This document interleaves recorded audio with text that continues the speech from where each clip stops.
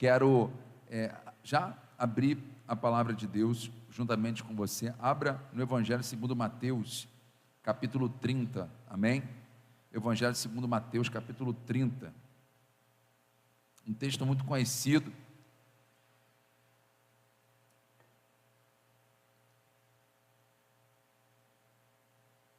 Evangelho segundo Mateus, capítulo 30, quantos acharam, digam amém. Está funcionando não? Evangelho segundo Mateus, capítulo 14, verso 30, desculpa, esqueci de mandar o capítulo, só mandei o versículo. Só mandei o capítulo, aí vocês descobrem, só o versículo, aí você descobre o capítulo, amém? Evangelho segundo Mateus, capítulo 14, verso 30, amém? Quantos acharam, diga amém. Amém, agora sim, né, pastor? Agora a gente pode dizer amém, amém. Vamos ler junto aqui, vamos ler junto, se a gente puder, para animar, para você não ficar aí preocupado com chuva. Vamos lá. Vamos junto. Mas quando reparou no vento forte e nas ondas, ficou aterrorizado, começou a afundar e gritou: Senhor, salva-me. Amém? Até aqui no nome de Jesus, amém? Estava hoje à tarde meditando num texto, para a gente poder falar, para a gente poder, enfim, trabalhar, e Deus ministrou algo ao meu coração, né, que eu quero compartilhar com vocês sobre esse texto. O texto está falando, né, bem conhecido para a gente, mas uma coisa me chamou a atenção, e eu queria compartilhar com vocês sobre esse texto, né? Como a gente sabe, essa história, a história de Pedro, né? Pedro, nesse texto, quando você vai ler, né, a partir do verso 22, quando você colocar, ele vai do 22 até o verso 33, e vai falar justamente acerca de uma tempestade, que você já ouviu falar acerca do texto. E alguns aspectos dessa tempestade nos chamam sempre a atenção, né? Dentre elas, quando você começa a assistir e ler o capítulo, o versículo 22, a Bíblia vai dizer que Jesus insistiu, amém? Que os discípulos entrassem naquele barco, amém? Então Jesus, ele insiste que os discípulos entrassem naquele barco para passar por aquele lugar. E o que era passar por aquele lugar? Existia uma travessia, amém? Tinha um propósito de Jesus, colocar eles dentro de um barco para que eles pudessem atravessar, ou seja, chegar num outro ambiente, numa outra margem, amém? Eu acredito que certamente isso quer dizer muitas coisas em nossa vida, amém? Nós precisamos olhar dentro da nossa trajetória e nós sempre vamos estar fazendo esses tipos de travessia, amém? Nós vamos estar sempre, né, atravessando margens, e Jesus, ele insiste, por quê? Porque existia um objetivo, eles irem para uma outra margem. Talvez, né, os discípulos, eles não tivessem conhecimento dessa necessidade de ir para uma outra margem, e muitas das vezes nós não sabemos certamente, né, aquilo que o Senhor tem para nós, mas Deus tem nos ministrado para nós justamente irmos para uma outra margem. É lógico que dentro do contexto geral era talvez mais fácil para os discípulos permanecerem naquela margem, mas a Bíblia vai dizer que se Jesus insiste para que eles pudessem ir para uma outra margem, isso chama muita atenção, porque certamente alguns devem ter argumentado: Jesus, por que eu vou para outra margem? Jesus, será que não é bom a gente ficar do lado de cá? Jesus já estava fazendo proezas e sinais, Jesus já estava fazendo algumas maravilhas e sinais que Deus tinha feito. E também, se você for reparar dentro desse texto, você vai ver que já tinha acontecido uma outra tempestade, uma tempestade que vai dizer que Jesus estava dormindo dentro do barco. Então, uma série de coisas pode nos chamar a atenção, que levou Jesus a insistir a eles a entrarem naquele barco e dizer: vocês precisam ir. Eles não queriam ir, alguma coisa, sabe, dentro do coração deles, talvez, né, aquela preguiça de não, poxa, o que a gente vai fazer do outro lado? Ou então um medo, porque já tinham passado por um episódio que Jesus estava dormindo dentro do barco, mas eles ouviram também, né, que Jesus acalmou aquela tempestade. Mas enfim, Jesus insiste, porque existia um destino do outro lado. Eu quero dizer para você que no nome de Jesus já quero pregar, já quero ministrar o seu coração. Existe uma insistência de Jesus nessa noite para as nossas vidas, dizendo: nós não vamos permanecer no lugar onde nós estamos. Quem crê nisso, quem toma posse disso, levanta a tua mão, pelo amor de Deus. A minha pregação não é motivacional, mas eu creio que o Espírito Santo me traz aqui nessa noite para dizer para você que você não vai permanecer desse lado da margem, o lado da margem da mesmice, o lado da margem que te diz que você tem que permanecer do jeito que você está, o lado da margem que diz que os fatos dizem que você precisa ficar do lado de cá. Eu quero te dizer que no nome de Jesus o Espírito Santo me traz aqui para dizer para você que Jesus está insistindo: você vai atravessar para o outro lado, você vai chegar do outro lado você não conhece, do outro lado tem a incerteza, do outro lado tem aquilo que você talvez ainda é o inesperado, aquilo que é o secreto. Mas eu quero dizer para você que no nome de Jesus existe uma vontade do Espírito Santo de levar você para entrar e chegar do outro lado. Talvez você não queira estar do outro lado, porque talvez pessoas disseram para você: do outro lado é muito difícil. Mas eu quero dizer para você que no nome de Jesus, do outro lado, Jesus tem algo poderoso para você. Quem crê nisso recebe a palavra no nome de Jesus. Então começa com o embate. Eles não querem ir para o outro lado. Eu não devo chegar do outro lado. O outro lado é difícil para mim. Mas Jesus insiste. Eu quero dizer que talvez você chegou aqui e parece que você veio por força própria, por vontade própria, mas eu quero dizer para você que ainda que você até talvez nem saiba por que você está aqui, eu quero dizer, o Espírito Santo te trouxe até aqui dizendo: você vai chegar do outro lado, você precisa chegar do outro lado, você vai chegar no lado aonde Jesus quer que você chegue. A travessia é necessária, você vai passar por alguns percalços, mas você vai chegar do outro lado. Eu posso ouvir um glória a Deus? E Pedro era alguém, fala comigo, obediente, fala comigo, obediente. Se você for acompanhar a trajetória de Pedro, né, e uma das coisas que nos chama a atenção é o chamado de Pedro. A Bíblia vai dizer que Pedro teve uma pesca frustrada, amém? A gente já ouviu isso, Lucas capítulo 4 vai nos falar dessa pesca frustrada, em que Pedro não consegue pegar nada naquela noite. Nós sabemos que Pedro foi chamado para o propósito, e Pedro foi um homem obediente. A Bíblia vai dizer que Pedro tem uma frustração, ele não consegue pescar. E claro que a gente pode olhar dentro desse texto que Pedro, né, é levado a viver o ministério, sendo um pescador de homens, em que ele não tinha alcançado nada, e de repente Jesus vem com uma conversa diferente, vem com uma conversa que ele nunca tinha ouvido, dizendo o seguinte: ei, vai lá, lança a rede do outro lado, e do outro lado você vai pegar.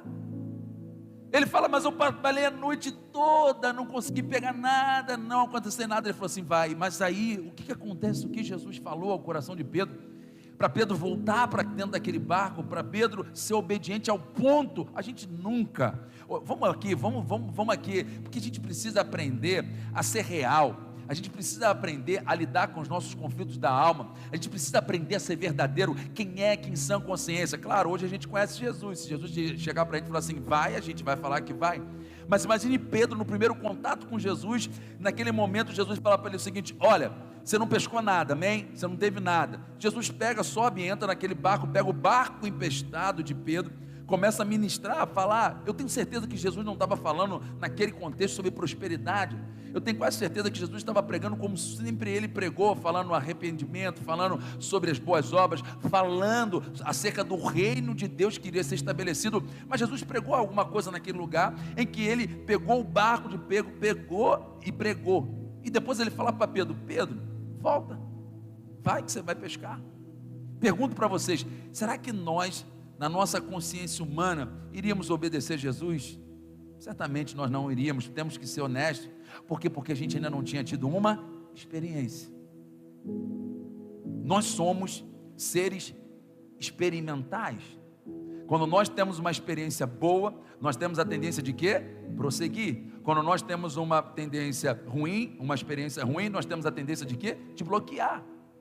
E naquele momento, a experiência com Pedro foi uma só. Ele chega naquele barco, Jesus chega naquela praia, pega o barco de Pedro, começa a ministrar e depois fala para ele: Pedro, vai mais fundo, entra lá no fundo e lança a sua rede. Mas Senhor, porque ele argumenta. E esse argumento de Pedro é um argumento nosso. um argumento que nós podemos ter e falar com Deus. Sabe o que a religião, ela tenta colocar dentro da gente, é dizer que a gente não pode conversar com Deus, que nós não podemos argumentar com Deus. Sabe qual é o grande problema? Nós argumentamos com a esposa, nós argumentamos com o filho, nós argumentamos com o pastor, nós argumentamos com o patrão, nós argumentamos com todas as pessoas, mas nós não argumentamos com Deus. Nós não passamos tempo falando com Deus.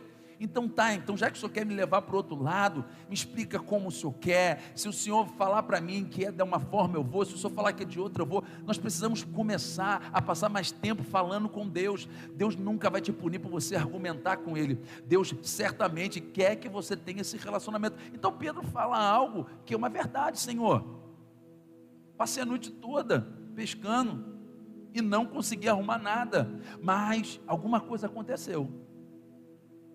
Sobre a sua palavra, a gente já começa a entender. Pastor, mas o senhor está falando de Mateus capítulo 14, o que tem a ver? A primeira coisa que eu quero pregar para você é o seguinte: Pedro não andou sobre as águas. Espera aí, pastor, o que é isso? Pedro não andou sobre as águas. Por que ninguém até hoje conseguiu andar sobre as águas? Porque ninguém consegue andar sobre as águas. Pedro andou sobre a palavra. Ele andou sobre a palavra. Assim como Pedro conseguiu um milagre, ninguém iria pescar naquele dia. Pega essa palavra, pelo amor de Deus. Tem uma palavra rema saindo desse altar. Sabe qual é a diferença de uma palavra logos, uma palavra rema? É que a palavra rema, ela é específica para uma causa que você está passando. Talvez, eu tenho certeza, alguém pode estar passando por um problema financeiro aqui, alguém está passando por um problema de saúde, mas o endereço não é o mesmo, o número não é o mesmo, a enfermidade não é a mesma, o CPF não é o mesmo, a identidade não é a mesma. Então existe uma palavra rema saindo daqui para você, e através dessa palavra você vai viver o milagre que Deus tem para você. Nós estamos vivendo as quarta-feiras de milagre. A palavra rema, ela tem uma direção específica para uma causa específica. Ninguém ia conseguir entrar naquela praia e pegar nada. Pedro liberou a chave do avivamento. Pedro liberou a chave naquele momento para todo crente, para todo homem e mulher de Deus que precisa viver milagre. Primeira experiência com Pedro sem ter tido algo sobrenatural com Jesus, mas Jesus pregou a palavra no barco dele, ele ouviu a palavra, ele falou assim: Jesus, olha, eu não pesquei nada, mas sobre a sua palavra. Por isso que eu afirmo para vocês, Pedro não andou sobre as águas, Pedro andou sobre a palavra. Por que a gente hoje vai olhar e não vai conseguir andar sobre as águas? Por quê? Porque a palavra que nos manda andar sobre as águas é uma palavra que não é uma palavra rema. Quando é a palavra rema, a gente vai andar no sobrenatural de Deus. Se alguém está pegando isso no nome de Jesus, eu já quero liberar essa palavra sobre você, no nome de Jesus, porque a palavra rema que está saindo sobre esse altar, eu não sei o que você está passando, não sei o que você está enfrentando, mas existe uma palavra específica para o seu rema, para aquilo que você está vivendo, aquilo que você está enfrentando, a luta, a tempestade que você está vivendo, no nome de Jesus. Então Pedro pega a chave, e agora ele começa a viver o sobrenatural de Deus, ele começa a desfrutar de algo sobrenatural. E aí a gente vem para o texto, vamos lá para o texto, vamos lá. Olhando o texto, eu vou chegar na parte que eu quero falar com vocês. Já anota aí, fala assim para essa pessoa que está falando: a tempestade já estava lá, fala.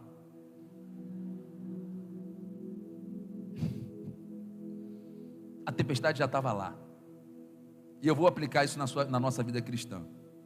Mas olhando o texto, tem muitas coisas que nos faz muitas perguntas. Mas analisando esse texto, tem uma pergunta que vai fazer a gente olhar e analisar a loucura de Pedro. Vamos ler junto? Para a gente chegar nessa loucura? Amém? Vamos lá, a partir do verso 22. Logo em seguida, Jesus insistiu com seus discípulos que voltassem ao barco e atravessassem até o outro lado do mar, enquanto ele despedia as multidões. Depois de mandá-las para casa, aí a gente consegue entender toda a dificuldade dos discípulos de querer entrar no barco. Se momentos antes Jesus estava dentro do barco dormindo, teve tempestade, imagine quando Jesus não tiver.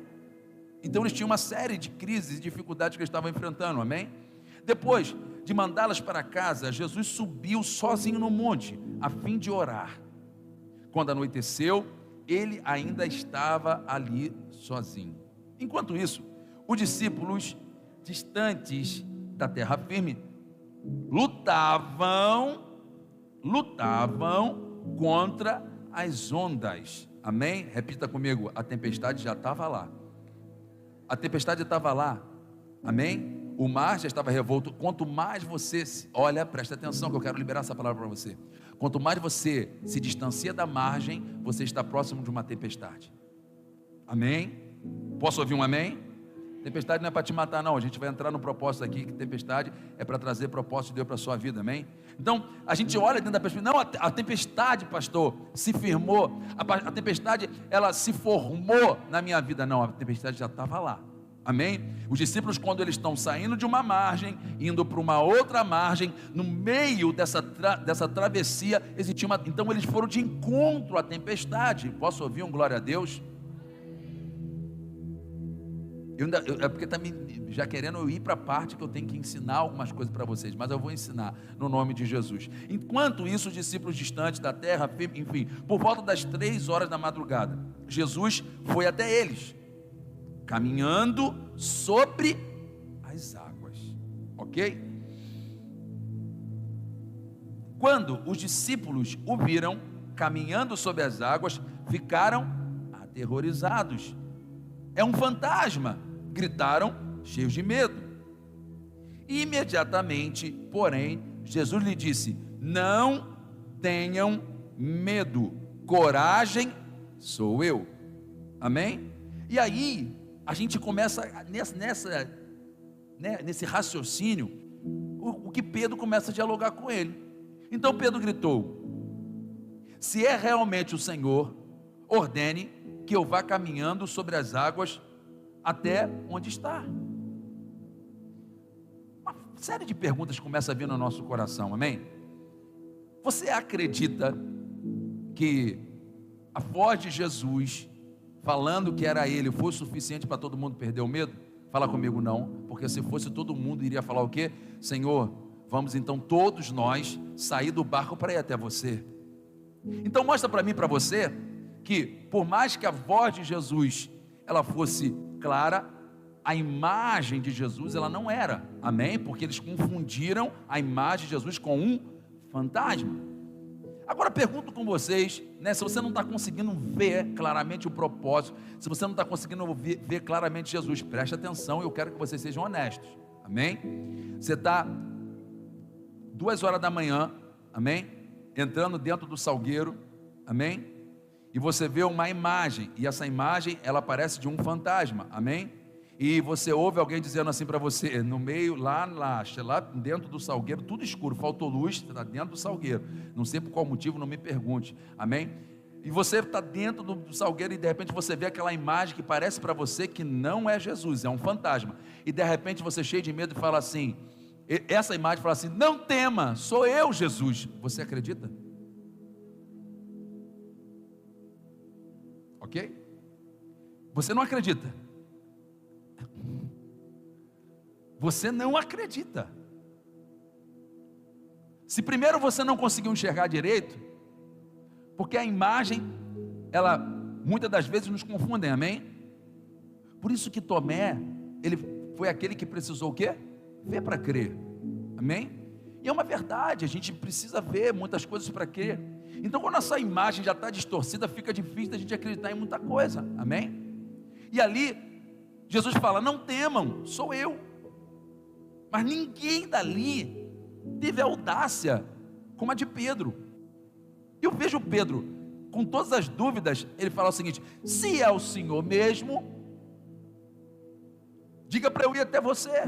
Pergunto para vocês, que loucura é essa, se você não está conseguindo ver direito, amém? Num lugar obscuro, preste atenção, eles estavam no meio de uma tempestade, no meio do mar, no meio de uma chuva, Pedro não está conseguindo enxergar direito, de repente Pedro, falam algumas coisas com medo, cheio de temor, e aquela voz não é uma imagem, a imagem é de um fantasma, continua sendo de um fantasma, amém? Eu estou falando aqui para vocês, no mundo espiritual, o que é esse fantasma? É o problema, é a crise, é a enfermidade, ainda tem, mas existe uma voz que sai de dentro dizendo para você, não tema, Jesus está na história, amém? E aí Pedro está lá dentro daquele barco, ninguém tem ousadia. Pedro faz uma coisa, porque qual era a necessidade? Precisamos resolver esse problema. Quem é esse fantasma? Esse fantasma que está ali, será que só alguém dizendo para você, não temas, eu sou Jesus, é o suficiente para levar você a acreditar? Eu acredito que não. Mas Pedro, para tentar resolver esse problema, ele arruma um problema maior ainda. Para pensar comigo. Se você não tem certeza quem é, se você acha que é um fantasma, o fantasma não podia de alguma forma disfarçar a voz? Poderia. Amém? Quantas pessoas não conseguem disfarçar a voz? Mas Pedro fala, olha só, se é o Senhor, peça para eu ir. Você nunca parou para pensar que podia ser o diabo dizendo, ei Pedrão, vem para cá, sou eu? É isso que acontece. Uma voz que parecia ser, que poderia não ser. Então Pedro, ele é usado, mas por quê? Aí eu falo assim, tá bom pastor, o senhor está me levando a uma dúvida. E o que foi que fez Pedro ir? Preste atenção, o que fez Pedro ir não foi de forma alguma, né, a voz que disse, tenha coragem, sou eu, porque Pedro ainda estava com dúvida, amém? Se fosse para Pedro o suficiente ouvir aquilo que ele ouviu, dizendo, tenha coragem Pedro, tenha coragem, sou eu, por que Pedro ia falar assim, se é o Senhor? Preste atenção, eu estou querendo levar você para o campo da dúvida. Se é o Senhor, e se não é? Você acha que se não fosse o Senhor, se fosse o diabo ia falar assim, não Pedro, fica dentro do barco, fica seguro. Você acha que se não fosse Jesus, se fosse o diabo que estava ali disfarçando toda a história, amém? O diabo ia falar para Pedro assim, pô Pedro, não vem para cá não rapaz, o mar está revolto, você está maluco? Vocês acham que se fosse o diabo ele não ia fazer a mesma coisa? Ia fazer, se fosse o diabo querendo armar um laço na vida, ele ia falar assim, vem. Só que, escuta uma coisa, o que fez Pedro ter certeza, não foi Jesus provar para ele que ele podia andar sobre as águas, foi a certeza da resposta de Jesus. Jesus falou assim, vem. Você fala assim, pastor, o diabo também ia falar vem, é ou não é? Só que esse vem não é qualquer vem, por isso que a gente precisa aprender hebraico, por isso que a gente precisa aprender, sabe, que tem coisas muito intrínsecas dentro da Bíblia.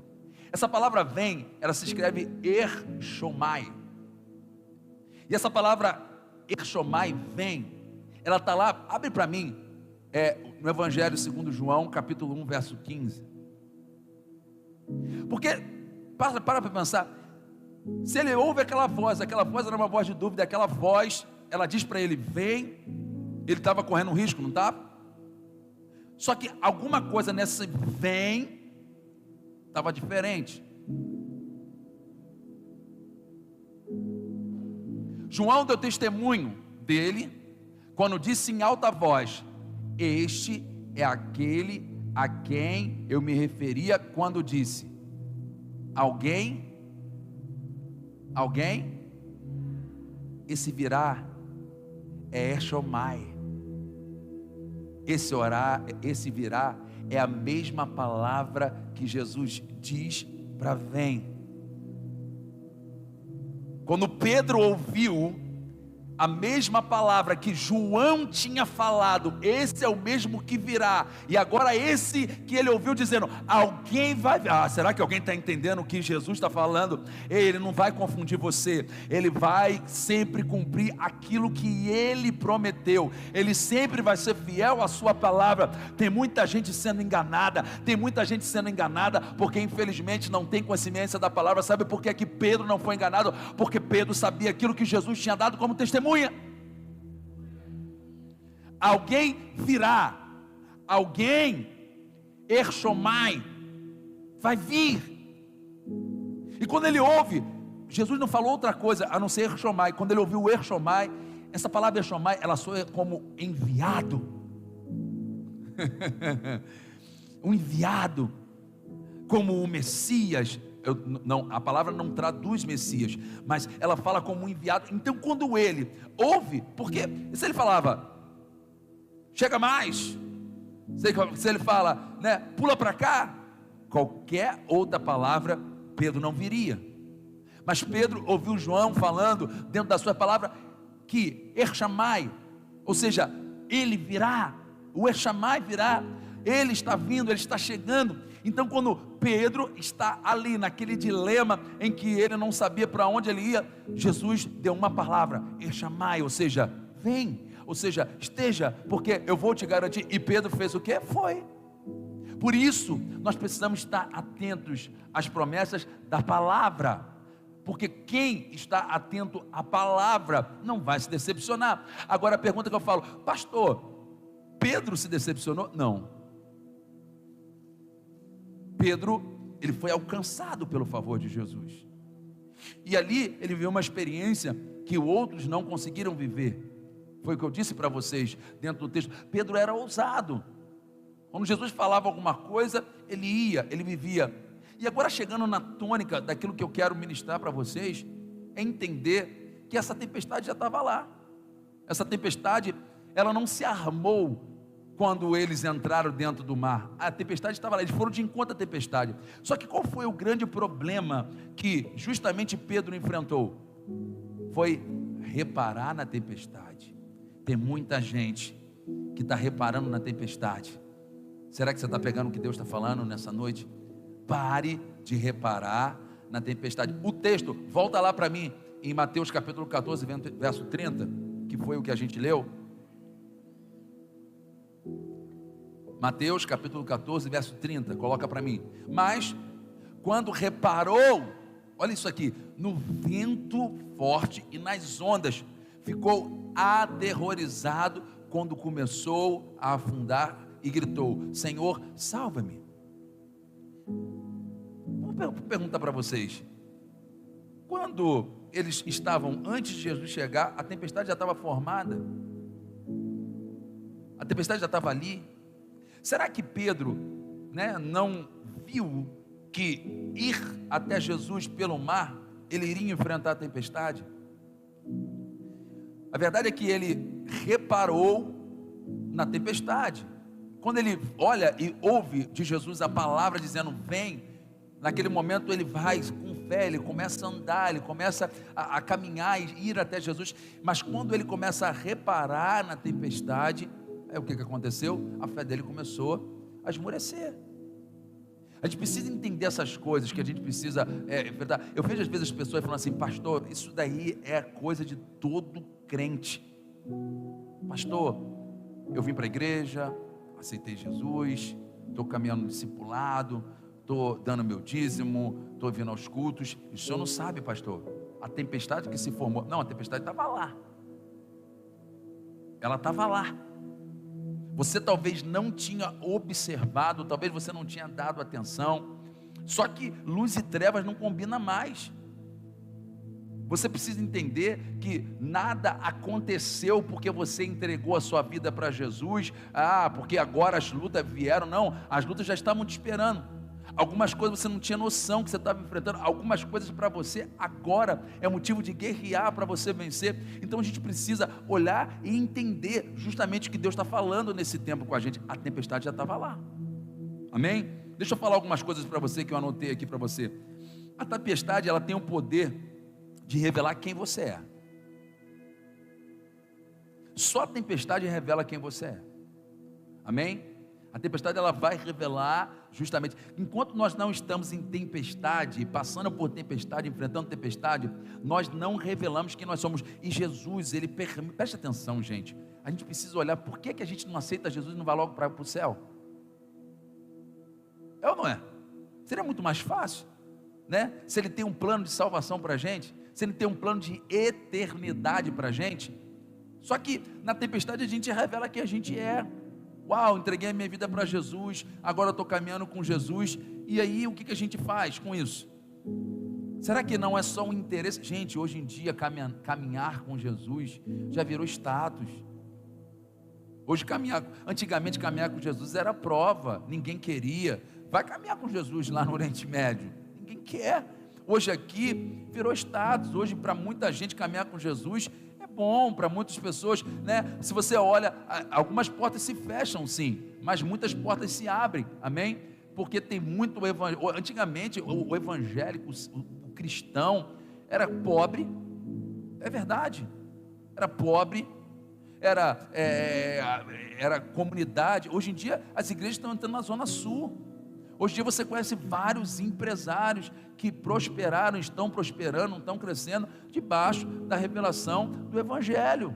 Isso tem acontecido cada vez mais. Então hoje ser cristão, hoje ser evangélico, para nós é motivo de orgulho, amém? Mas no meio da tempestade é que vai revelar nosso coração. Você conhece quantas são as pessoas, você mesmo vai dizer que você nunca tremeu, você nunca passou, quando você começou a enfrentar uma tempestade, uma dificuldade, a primeira coisa que você pensa é o quê? Vou parar de ir para a igreja, porque essa tempestade que eu estou enfrentando é porque o diabo se levantou. Porque é isso, para de dar ouvido para o diabo, para de olhar para a tempestade, olha para o teu propósito no nome de Jesus, amém? Algumas tempestades já haviam acontecido.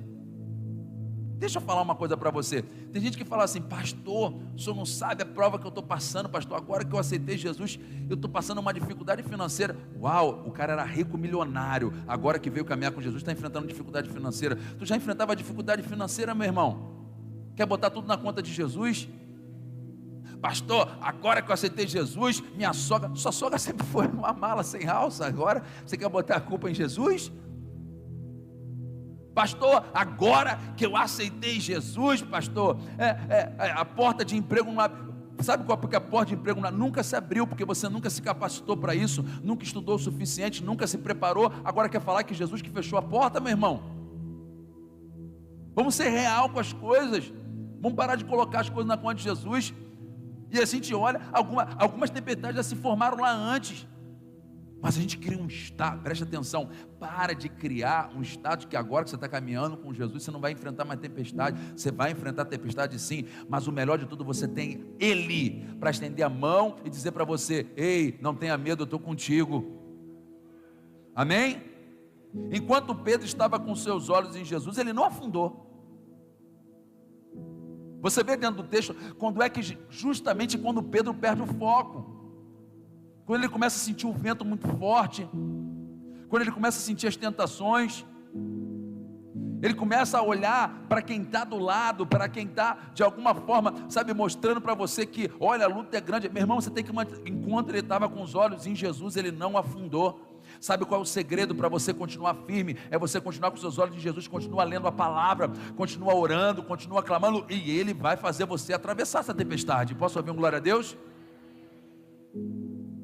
Afundar não era o projeto de Jesus, não era.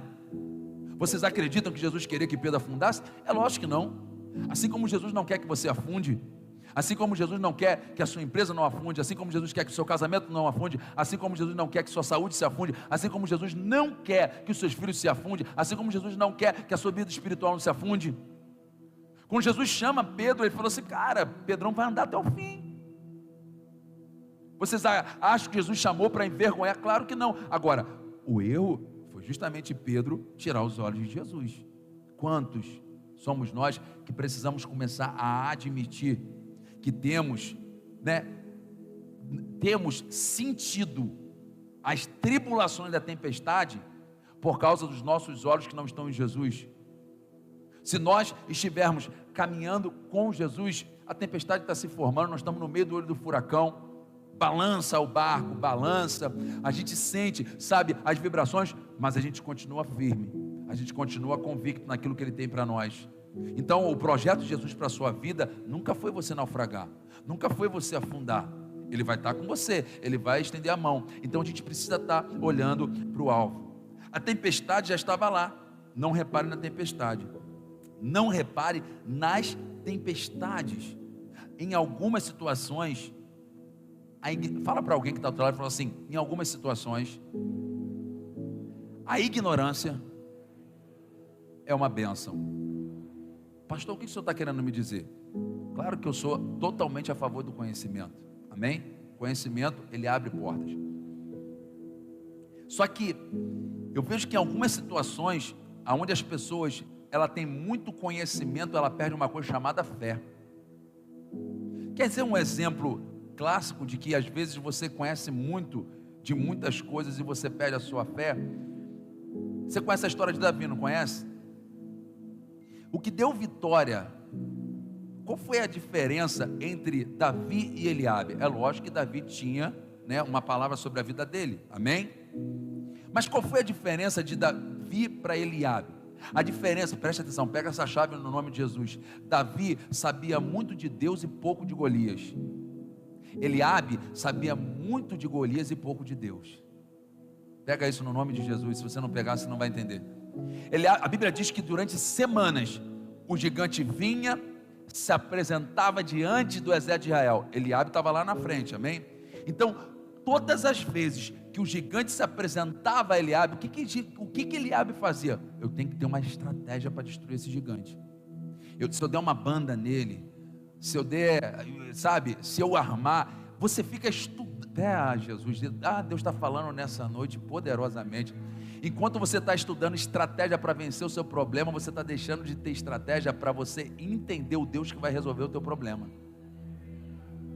Eu não estou falando que você não deve orar e pedir a Deus para te dar uma solução, mas eu vejo muita gente preocupada, sabe, com o problema e deixando de se preocupar com aquele que vai te ajudar a resolver o problema. Então o segredo de Davi foi porque Davi sabia muito pouco do gigante, mas sabia muito do Deus a qual ele tinha servido. Agora, Eliabe não. Você imagina, todo dia o cara vem e se apresenta. É o problema que você está enfrentando. Todo dia ele vem e se apresenta diante de você. Aí você fica pensando, como é que fica a mente mirabolante? Como é que você pensa? Não, se alguém fizer alguma coisa por mim, se alguém abrir uma porta, se alguém... você fica dizendo para o gigante como é que você vai fazer. Você tem que pegar e falar o seguinte: olha, eu não sei como vai acontecer, mas do jeito que o Deus a qual eu sirvo quiser, eu vou vencer esse gigante. Algumas vezes você precisa ser ignorante acerca de algumas coisas que você fica a todo tempo alimentando. Eu vejo as pessoas que menos conseguem caminhar na dimensão da fé são as pessoas que têm muito conhecimento científico, porque para tudo elas têm uma teoria. A Bíblia fala que Jesus ele vai confundir a sabedoria dos sábios. Aí você pega umas pessoas que são iletradas, mas conhecem a palavra de Deus e lê a palavra de Deus vivendo sobrenatural. Por quê? Porque elas conhecem o Deus que age a favor de nós. Então essa é a diferença, amém? Davi sabia pouco sobre Golias, mas muito sobre Deus. Eliabe, irmão de Davi, sabia muito sobre o gigante. Você está sabendo muito sobre o gigante. Você quer ver uma coisa? Quem tem uma enfermidade, hoje esse tal de Google é a pior coisa que tem. Apareceu, você tem uma enfermidade, aí você começa a estudar, é ou não é? Fala a verdade, principalmente as mulheres. Vai para dentro do Google, começa a olhar quais são os sintomas. Foi diagnosticado, tem uma enfermidade. Aí o médico falou assim: você tem, vamos lá, falar, você tem a esposa do diabo, diabetes. Aí a mulher começa a olhar, quais são os sintomas? Ela não tinha sintoma nenhum, ela descobriu quando foi fazer um exame de sangue que tinha diabetes. Aí ela vai olhar lá, Deus está falando, olha aí, ó. Aí ela vai lá no Google, quais são os sintomas? Aí começa a ver, sequidão. Aí a mulher começa agora a beber água. É dor de cabeça. Aí começa a sentir dor de cabeça. Cãibra nas pernas. Começa a sentir cãibra nas pernas. Ai meu Deus, ai agora. Aí depois que o médico descobriu. Não, depois que você se informou sobre doença. Escuta uma coisa, você tem que pegar informação sobre aquele que pode curar você. Quer uma bula necessária? Pega a palavra de Deus. Ah meu Deus, se eu fosse você, pegava isso no nome de Jesus. Ei, Jesus curou cego, Jesus ressuscitou morto, Jesus fez paralítico andar. O que é uma enfermidade para ele? Aí você fica estudando quais são os sintomas, fica estudando o que é que tem que fazer. Olha, eu não sei o que eu tenho que tomar, eu não sei o que eu tenho que fazer. Eu sei que eu tenho um Deus que eu sirvo, que é poderosamente e infinitamente mais pode fazer por mim. Pelo amor de Deus, principalmente mulherada, que eu sei como é que vocês são. Eu tenho 3 em casa, uma mais velha, que pega, fica, olhando os sintomas, o que é, o que acontece, o que é isso, olha, o que é isso, daqui a pouco vai, se o cara falar para você, sabe, que, sei lá, que, eu não sei, pega uma doença aí, que a mulher tem, sei lá, alguma coisa aí, menopausa, que menopausa, se botar lá, que menopausa começa a espirrar, a mulher começa a espirrar, sintoma, espirro, atim, o que foi? Eu estou com menopausa, pelo amor de Deus, quem cuida, eu não estou dizendo, se um médico receitou a você um medicamento, tome, agora para de ser neurótico, para de ser neurótica, e ficar olhando para dentro dessa porcaria desse Google, para tentar descobrir fórmula aí. Me disseram que se tomar chá de quebra-pedra, aí começa a casa, parece até cacique de índio, uma porção de erva, de não sei o que, de não sei o que lá. Você vai dentro da casa da pessoa, você vê aquela garrafa preta, você pensa que é óleo diesel, não, é um chá que mandaram tomar. Você está entendendo, né? Chega na casa, você está guardando gasolina, não, é um chá que mandaram fazer. Cuidado para não me dar pensando que é Guaraná, pelo amor de Deus. Não, porque disseram para mim que o chá de não sei o que, aí Jesus cura, aí sabe o que ela fala? Não foi o chá que eu tomei, doutor Chapatinho me receitou. Pelo amor de Deus, quem vai te curar é Jesus, quem vai te curar é a tua fé. É a tua fé que vai te curar. Quem vai... Olha, eu conheço, sabe, uma fórmula, está sem dinheiro, você vai pegar, vai investir não sei o que, não sei o que lá, aí vai bobão, vai bobona, aí começa a investir na internet, investe em trabalho, vai trabalhar pelo amor de Deus. Quer ver uma coisa que não tem falha? Pega alguma coisa para vender, pega dinheiro na mão. Não, tem na internet que tem que fazer as aplicações, aí tem uma opção de gente correndo atrás do Bitcoin até hoje. Você perdeu no Bitcoin, né? Na pirâmide, ô crente, pelo amor de Deus, escuta uma coisa, só o diabo oferece facilidade, nem Jesus ofereceu. Ele falou, no mundo tereis aflições, mas tem de bom ânimo porque eu venci. Crente que quer facilidade, não é aquele que ouve a palavra de Deus, meu irmão. Não estou com um negócio aí, que negócio? Você investe 50, ganha 300, meu Deus do céu. Eu fico olhando, tem gente que ainda para, de vez em quando você passa os vídeos na internet, se você ficar assistindo esse vídeo 1 minuto, você ganha R$100. Ô meu irmão, deixa de ser bobo. Ele vai entrar na tua mente,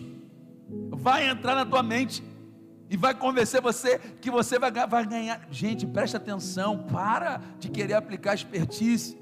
Jesus me dá um trabalho, que eu possa acordar 8 horas da manhã, 8 horas da manhã já está muito fácil para você acordar 8 horas da manhã, que você possa trabalhar 8 horas da manhã, chegar no trabalho 8 horas da manhã, acordar pelo menos 6 horas, chegar 8 horas, trabalhar até 5 horas da tarde, ralar, conseguir trabalhar, produzir, e no final com dignidade, receber o meu salário. É isso que Deus quer, meu irmão, pelo amor de Jesus Cristo. Fica nessas conversas da carochinha, não tem, presta atenção, não tem a quarta série fraca, agora virou o quê? Investidor da Bolsa de Valores. É sério, eles olham essas coisas, quarta série fraca, ele quer entrar na internet. Não estou humilhando ninguém não, estou dizendo o seguinte, meu irmão, a gente precisa aprender. É por isso que o diabo ele tenta a gente na concupiscência dos nossos olhos. Tiago fala acerca disso. A gente tem que aprender a andar. Eu conheço também muita gente que não teve, né, parou na quarta série fraca, mas hoje tem império de dinheiro. Por quê? Porque trabalhou, porque ralou, porque aprendeu. Talvez não trabalhou, não estudou, porque teve que trabalhar desde cedo, teve que tomar conta de irmão, teve que trabalhar em feira. Eu conheço uma opção de gente disso. Agora, gente que teve a oportunidade de estudar, eu estou falando com você que está aqui, que tem a oportunidade de estudar, e passou a vida inteira dando volta na sua mãe, nos seus pais, saindo para ir para a praia. Você acha que é justo? Você acha que é justo? Você só vai enriquecer depois que você ralar um bocado. Senão a gente não está falando de um Deus justo. Tem um povo que vem, aí pega aqueles cultos de vitória, pega a chave, aí ele já quer logo colocar o empresário, já quer logo a chave. Não, começa a olhar até qual o carro que vai andar. Pelo amor de Deus, rapaz, vai rodar a quilometragem, vai procurar um McDonald's da vida para trabalhar, meu irmão. Vai procurar um mercado aí, Dom, aí, ó, a loja de pneu aí do irmão está oferecendo vaga lá, vai lá descarregar um bocado de pneu. Vai dar valor o que é suar, o que é ralar. Aí não estudou quase nada, aí ouviu uma palavra de vitória, ele está lá, senta no computador, que nem dele, é emprestado. Pediu para a mãe comprar o computador, a mãe comprou o computador para estudar, só ficou jogando porcaria de jogo, não terminou o segundo. Aí ele acha que agora ele vai ser rico, milionário, vai continuar levando volta, vai arrumar um trabalho decente, meu irmão. Vai, depois que você passar por alguns percalços, aí sim você tem direito de chegar. Eu nunca vi, vai ver, aqueles que tentaram furar o caminho, ou está preso. Eu não conheço um que chegou nessa história de não estudar, não querer nada para ninguém e querer ficar rico rápido, ou está em Bangu, ou está enterrado ali no Parque da Paz, uma coisa assim. Uma coisa assim. Pastor, aí você começa a vir na cabeça, eu me arrependo porque minha mãe investiu na minha vida, meu pai investiu na minha vida, pagou colégio bom para que eu pudesse estudar, ou então não pagou porque não teve condições, mas pelo menos eu não precisava trabalhar, porque meus pais, e eu não estudava. Aí agora, isso, a ficha está caindo, tá? Para de sair desse fantástico mundo de Bob, olhar, né? Empresa, olha, fulano de tal com 18 anos já é milionário, e outra, agora é a onda, ser youtuber, ser youtuber, influenciar o que com as pessoas? É isso que o povo quer fazer, sem cultura nenhuma, vai para a internet, posta um bocado de vídeo, e fica uma opção de gente lá dando like, aí, pastor, fiquei rico, amém, vai pegar dentro da situação que tem que vender alguma coisa. Geralmente você vende aquilo que você nem usa. Então você está fazendo propaganda daquilo que na verdade você não tem propriedade para falar. E a gente vai vivendo isso. Não, vamos avançar aqui no nome de Jesus, vocês gostam de ouvir, né? O socorro vem, mas se você perde o foco, você perde o tudo. O que aconteceu? Infelizmente, Pedrão perdeu o foco. Tire as preocupações de você, antes que as preocupações tirem o melhor de você. Preste atenção nisso, eu quero deixar isso no seu coração. Tire as preocupações de você, antes que ela tire o melhor de você. Antes que ela tire, sabe, eu sei que você está preocupado, e você deve, em muitos momentos estar preocupado sim, mas a preocupação ela não pode tirar de você a alegria de você olhar o seu filho, de você ver o seu casamento, de você vir para a igreja, de você, enfim, acordar. Isso não pode roubar a sua alegria. Lá fora pode estar tudo nebuloso, mas aqui dentro precisa estar em ordem. Tem uma frase de Lutero, que quando os bispos e os arcebispos da igreja católica estavam perseguindo ele, foram perguntar para ele como ele estava. Ele estava num castelo exilado, né, fugitivo, e perguntaram para ele como é que ele estava, se ele estava sentindo medo. Ele falou assim: eu tenho mais medo do que está dentro de mim do que um exército inteiro contra mim. Porque qual era o medo dele? Isso não é bom. Ele tinha medo dos medos dele, ele tinha medo daquilo que estava consumindo ele dentro dele. A gente precisa, sabe, tirar essas coisas de dentro de nós, essas preocupações de dentro de nós, esse foco, sabe, você perde a sua vitalidade, você perde a sua força de viver, tentando resolver alguma coisa que talvez já não está mais no teu controle. Se você não tem como resolver, por favor, não perca as coisas que você pode resolver, sabe? Pô, pastor, não tem mais ânimo para nada, não quero mais levantar, fazer comida. Peraí, não quero mais sair de casa, sabe? Quer ver uma coisa? Quem é da antiga aqui, quem lembra de filme, máquina de tirar foto, fotográfico? Aí tinha uma coisa chamada negativo, quem me lembra? Quem se lembra de negativo? O que é mais importante, a foto ou o negativo? Fala comigo, a foto. O negativo significava, muitas das vezes, aquilo que você não queria, é ou não é? O negativo era aquilo que você não queria, você queria a foto. A mesma coisa acontece quando a gente entra dentro de um quarto escuro e começa a fazer com que os negativos se tornem o quê? Fotografias. Os negativos não podem tornar fotografia para você. Sai desse quarto escuro.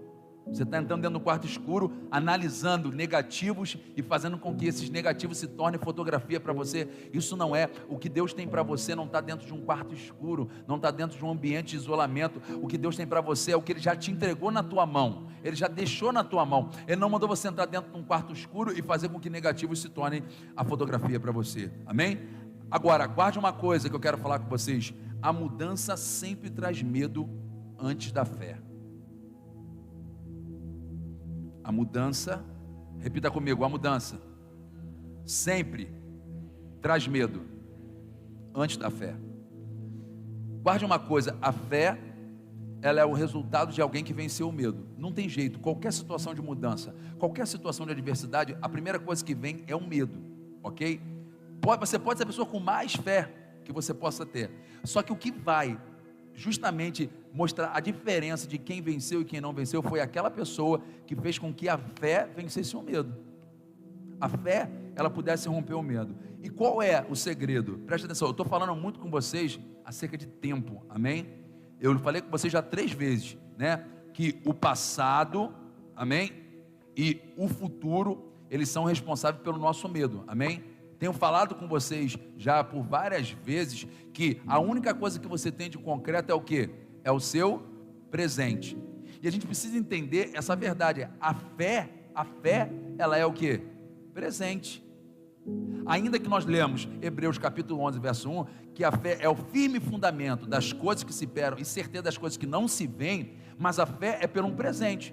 Você pode desfrutar no futuro, mas a fé é o presente. Você não pode ter fé pelo seu passado. Você pode ter fé para o seu futuro, mas ela tem que estar sendo exercida agora. Uma outra coisa que você precisa entender, que a fé, ela não é ativada por uma coisa chamada, a fé ela não é cumulativa. Por exemplo, aquilo que eu vivi no meu passado, aquilo que eu desfrutei no meu passado através da minha fé, ela não vai ser suficiente para motivar a sua fé para viver o seu presente e o seu futuro. Tem gente que está, olha, como eu tinha a fé que eu tinha, que eu vivi. Meu amigo, se você deixou de ter fé, se você não consegue exercer na sua fé, infelizmente, o que você viveu no seu passado acerca da fé, ela não vai conseguir mudar o teu presente, muito menos o seu futuro. A gente precisa olhar e entender isso. A fé, ela precisa ser continuamente regada. A fé, ela precisa ser continuamente exercida. A fé é como se fosse um músculo, você tem que exercer ela. Você tem que insistir com ela. Você tem que liberar palavras proféticas de fé sobre a sua casa, sobre a sua família, sobre o seu trabalho. Porque preste atenção, enquanto você fica esperando Deus agir, porque Deus vai agir, eu creio isso no nome de Jesus. Quando você libera palavras de fé, o ambiente espiritual onde você está, ele começa a se movimentar com uma coisa chamada velocidade. Quer dar velocidade de milagre na tua casa, quer dar velocidade de milagre na sua vida, na sua família, na sua saúde, começa a liberar palavras de fé, começa a liberar palavras a qual o Senhor realmente vai liberar, porque assim você motiva o seu ambiente no nome de Jesus. Eu quero já finalizar, fica de pé no nome de Jesus.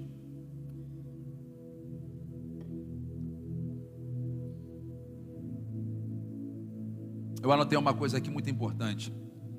A ansiedade é destrutiva e subtrai Deus do teu futuro. A ansiedade tem tirado Deus do futuro de muita gente. Porque o que é ansiedade? É o medo do que vai acontecer. Se você trabalha com medo, você infelizmente tirou Deus da sua história. A Bíblia fala lá em 1 João que o amor, ele tira todo o medo. Então quando a gente anda em ansiedade, a gente, além de destruir o nosso presente, nós, infelizmente, anulamos o nosso futuro. Quando você anda em ansiedade, você tira Deus do teu futuro. Deus não está no seu futuro, você está com medo, porque se Deus está no teu futuro, preste atenção e pega essa palavra no nome de Jesus. Hoje você pode estar quebrado, hoje você pode estar com a sua saúde debilitada, mas se Deus está no seu futuro, amanhã você está de pé, amanhã você está restaurado. Quem está recebendo essa palavra no nome de Jesus? Amanhã você está empregado, amanhã sua família está reunida, amanhã seu casamento está de pé. Pega essa palavra no nome de Jesus. Se Deus está no seu futuro, preste atenção, não importa o meu presente. Mas a ansiedade, ela faz isso, ela mata o seu presente e compromete, subtrai o teu futuro. Que futuro? Que futuro? Hoje, olha meu resultado, ninguém estende as mãos para mim, eu estou dentro de uma tempestade, ninguém consegue estender as mãos para me ajudar. O que vai ser de mim? Eu vou ser uma pessoa triste, uma pessoa deprimida, uma pessoa angustiada. O que você está dizendo para o seu futuro? Deus não está nele. Mas eu venho aqui no nome de Jesus para falar para você que hoje você vai mudar de atitude. Pega essa palavra, que hoje você vai mudar de pensamento, que eu quero liberar essa palavra, que Deus está no teu futuro, sim, que Deus está no teu futuro. Que eu quero dizer para você é que o teu futuro, aquilo que te aguarda, aquilo que te espera, não há de comparar com aquilo que você tem vivido. Pega essa palavra no nome de Jesus. O diabo tem tentado te enganar, o diabo tem tentado dizer para você que o resumo da tua vida é uma vida apática, uma vida triste, uma vida doente, uma vida cansada. Mas eu quero te dizer que no nome de Jesus, no teu futuro, se hoje o seu presente é tempestade, eu quero dizer para você que existe uma outra margem, eu quero dizer para você que existe um outro lado, e no outro lado, Jesus está contigo, esperando para você celebrar. Se você crê nisso, pega essa palavra no nome de Jesus.